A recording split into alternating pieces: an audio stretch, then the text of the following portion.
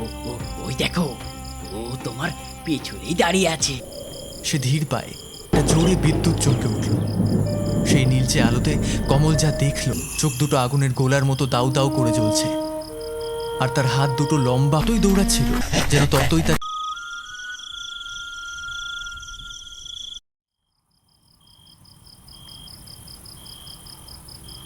ঘড়ির কাঁটায় তখন রাত ঠিক 12টা। চারপাশটা যেন এক অদ্ভুত নীরবতায় ডুবে গেছে। রায়গড় গ্রামটার উপর দিয়ে বয়ে যাচ্ছিল এক প্রচণ্ড ঝোড়ো হাওয়া। গ্রামের অন্ধকার রাতে গাছপালাগুলো বাতাসের তোড়ে এমনভাবে দুলছিল যেন কোনো অদৃশ্য প্রেতাত্মা হিংস্রভাবে তাদের উপর ভর করেছে। আর এমন এক রাতেই রায়গড় রেলওয়ে স্টেশনের নির্জন প্ল্যাটফর্মে এসে নামল কমল। কমল এই গ্রামে আগে কখনো আসেনি। তার এক দূর সম্পর্কের মামা রতনবাবুর বাড়িতে একটা বিশেষ প্রয়োজনে তার আসা, কিন্তু সে জানতো না এই রাত তার জীবনের শেষ রাতও হতে পারে। কি মারাত্মক ঝড়টাই না শুরু হলো, কপালটাই খারাপ। ট্রেন আজ 3 ঘন্টা লেট করলো। এই ঝড় বৃষ্টির রাতে স্টেশনে একটা মানুষও নেই, এমনকি রেল মাস্টার বা কোনো কুলিও চোখে পড়ছে না। চারদিকটা কেমন যেন থমকে আছে। স্টেশনের আলোগুলোও জ্বলছে না। রতন মামার বাড়ি পৌঁছতে তো এখান থেকে আরও অন্তত আধা ঘন্টা লাগবে। এই অন্ধকার জঙ্গলের রাস্তা দিয়ে এখান থেকে একা একা যাবো কি করে? কোনো রিক্সা বা ভ্যানও তো দেখছি না। আর এই প্ল্যাটফর্মে বেশিক্ষণ দাঁড়িয়ে থাকাও তো যাবে না। কমলের আর প্ল্যাটফর্মে দাঁড়িয়ে থাকা সম্ভব হচ্ছিল না। কমল তার কাঁধের ব্যাগটা ভালো করে চেপে ধরে স্টেশনের বাইরে বের হলো। সামনেই রায়গড় গ্রামের সেই কুখ্যাত জঙ্গল, যা পার হয়ে গ্রামে ঢুকতে হয়। কমলের বুকের ভেতরটা অজানা আশঙ্কায় ধক করে উঠল। সে ব্যাগ থেকে লাইটটা বের করে জ্বালিয়ে সেই জঙ্গলের পথের দিকে হাঁটতে শুরু করলো। কিন্তু ঝড়ের তীব্রতায় সেই আলোর রশ্মিও যেন অন্ধকারের কাছে হেরে যাচ্ছিল। কমল যখন গ্রামের সরু মাটির রাস্তা ধরে কিছুটা পথ এগিয়ে গেল, ঠিক তখনই সে তার পেছনে একটা অদ্ভুত শব্দ শুনতে পেল। কেউ যেন খুব ধীরে ধীরে কমলের পিছু পিছু হাঁটছে। কমল একটু থমকে দাঁড়ালো। ও পেছনে ঘুরে বলল, কে কে কে ওখানে? কে হেঁটে আসছে পেছন থেকে? কোনো মানুষ নাকি, না কোনো বুনো জানোয়ার? কমলের ভয়ার্ত গলার আওয়াজটা যেন সেই গভীর অন্ধকারের অতল গহ্বরে হারিয়ে গেল। কোনো উত্তর এলো না।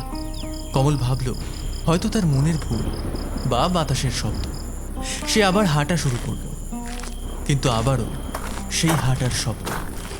কিন্তু এবার শব্দটা আরো দ্রুত আর স্পষ্ট হতে লাগলো। মনে হলো কেউ যেন একদম তার ঘাড়ের উপরে এসে নিঃশ্বাস ফেলছে। বাতাসটা হঠাৎ করেই বরফের মতো ঠান্ডা হয়ে গেল, আর সেই সাথে বাতাসে ভেসে এলো এক তীব্র পচা মাংসের গন্ধ। কমল যখন ভয়ে প্রায় দৌড়াতে যাবে, ঠিক তখনই তার লাইটের আলোয় দেখল সামনে গাছের পাশে একটা লোক দাঁড়িয়ে আছে।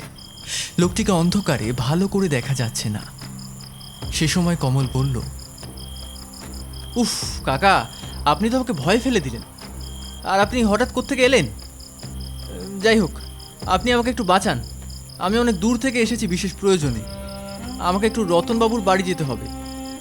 এত রাতে কোনো রিক্সা পাইনি স্টেশনে, তাই এই জঙ্গলের পথ ধরে যেতে হচ্ছে। এই জঙ্গলটা পার করে দেবেন দয়া করে আমাকে। আমি আপনাকে টাকা দেব। রতনের বাড়ি যাবে?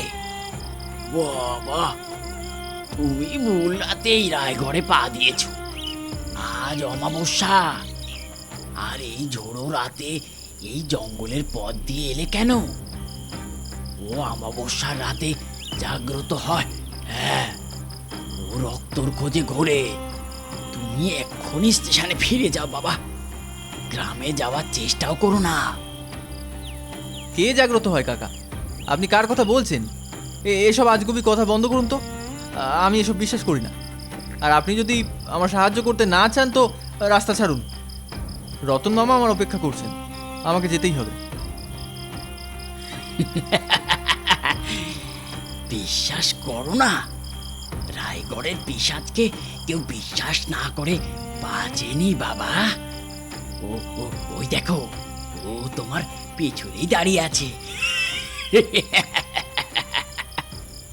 কমলের পিঠের শিরদাঁড়া বেয়ে একটা ঠান্ডা স্রোত নেমে গেল। সে ধীর পায়ে পেছনে ঘুরল, কিন্তু পেছনে কেউ ছিল না। কিন্তু কমল যখন সামনে ঘুরল, সে দেখল যে লোকটি তার সামনে দাঁড়িয়েছিল উনি নেই। কমল কিছুই বুঝতে পারল না। সে ভাবল লোকটি হঠাৎ করে এলো, আবার হঠাৎ করে উধাও হয়ে গেল। তার মনে একটা ভয় তৈরি হলো। কমল আর কিছু না ভেবে আবার হাঁটতে শুরু করলো, কিন্তু আবারও কেউ যেন ধীরে ধীরে কমলের পিছু পিছু হাঁটছে। কমল একটু থমকে দাঁড়িয়ে ভয়ে ঘুরে দাঁড়ালো। আর ঠিক সেই মুহূর্তে আকাশে একটা জোরে বিদ্যুৎ চমকে উঠল। সেই নীলচে আলোতে কমল যা দেখল, তাতে তার বুকের ভেতর হৃৎপিণ্ডটা যেন স্তব্ধ হয়ে গেল। তার সামনে যে কাকাটি দাঁড়িয়ে ছিল, সে আর কোনো মানুষ নেই। তার শরীরের চামড়া থেকে রক্ত পড়ছে, চোখ দুটো আগুনের গোলার মতো দাউ দাউ করে জ্বলছে, আর তার হাত দুটো লম্বা হয়ে ধারালো নখের রূপ নিয়েছে। মুখ থেকে ফোঁটায় ফোঁটায় রক্ত ঝরছে। সেই বিভৎস পিশাচটা কমলের দিকে তাকিয়ে এক ভয়ানক অট্টহাসি দিতে শুরু করলো।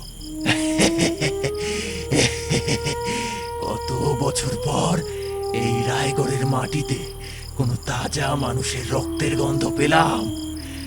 আজ রাতে তুই আর এখান থেকে কোনোভাবেই বেঁচে ফিরতে পারবি না। কমল, কি বলেছিলি? আমি এসব বিশ্বাস করি না। তোর এই তাজা রক্ত আর মাংস দিয়ে আজ আমার বহু বছরের ক্ষুধা মিটবে। তোর জীবন আজ আমার।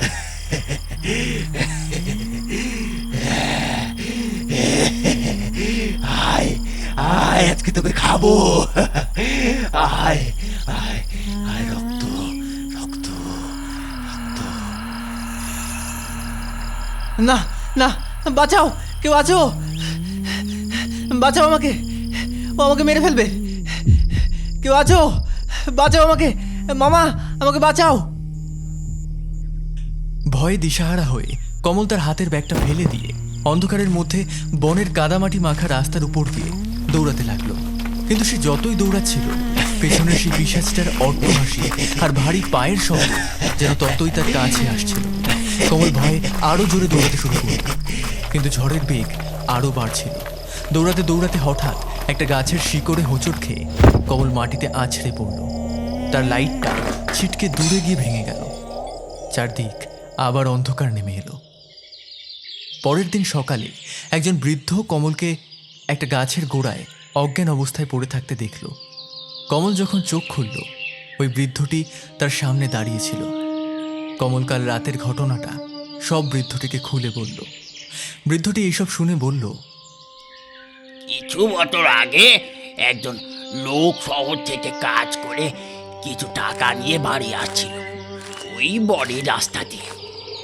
কিন্তু কিছু ডাকাতদের দল ওই লোকটিকে মেরে ফেলে ও তার টাকাগুলো নিয়ে পালিয়ে যায়। তবে থেকেই ওই বনের রাস্তায় যারা রাত 12টার পর আসে, তারা আর জ্যান্ত ফিরে আসে না। তো তোমার ভাগ্য ভালো যে যে তুমি বেঁচে ফিরে এসেছো। কমলের সাথে প্রথমবার এই রকম ঘটনা ঘটল। কমল সব শুনে মনে মনে ভাবল সে আর কখনোই রাত করে কোনো বনের রাস্তা ধরে যাওয়া আসা করবে না।